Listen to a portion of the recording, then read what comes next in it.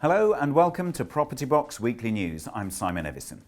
Is Leeds the new rental hotspot? Maybe. Given that the city is part of the so-called Northern Powerhouse and an influx of financial and legal companies is helping grow the local economy, along with a number of retail developments, and factor in that Leeds will be a hub for the proposed HS2 link to the capital, it appears Leeds is definitely on the up.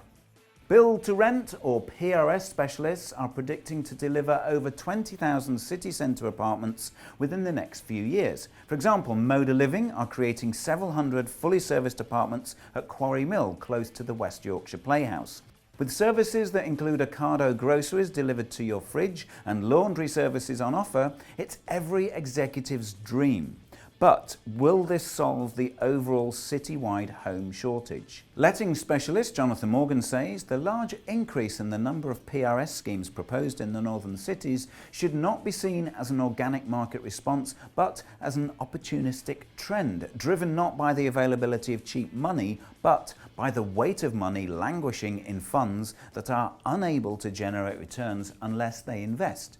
He goes on to say, at the moment we don't have any studios or one-bedroom flats available. However, cautious investors warn that Leeds has heard this kind of hype before. The apartment oversupply that blighted Leeds after the credit crunch left a lot of people out of pocket. A lack of supply is one of the reasons why the figures are stacking up so well for existing investors. Rental yield in Leeds has been on average 5.2% over the last 6 years, and annual capital growth is 3.2%, according to research by the online lender LendInvest. So you can see why the big funders backing PRS see the city as an attractive prospect. However, recent growth has been underpinned by demand outstripping supply. The fear is that flooding the market with build to rent could send it back out of kilter. Developers and planners, therefore, must balance this with social and demographic trends. Affordability in the city is more about the modest salaries than spiralling prices. A recent report from the National Housing Federation states that the average house price in Leeds at £178,500 is more than 7 times higher than the average annual earnings of £25,054. The average Leeds worker would need a 62% rise or an extra £14,538 a year to secure an average mortgage, indicating that many young professionals are opting out of buying in much the same way that we've seen in London. This, of course, has implications on the traditional chain and will affect the suburban property market. Across the board, it seems Leeds might do well to counter this latest wave of hype with a generous dose of Yorkshire reason. As always, we're interested to know what you think and would really welcome your comments, so do put something below in the comments box.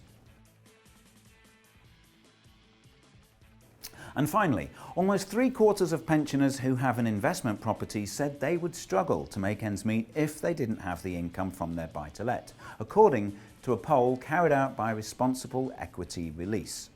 The proposed buy-to-let tax changes coming into force next year have left many pensioner landlords considering whether it's worth holding on to their property investments.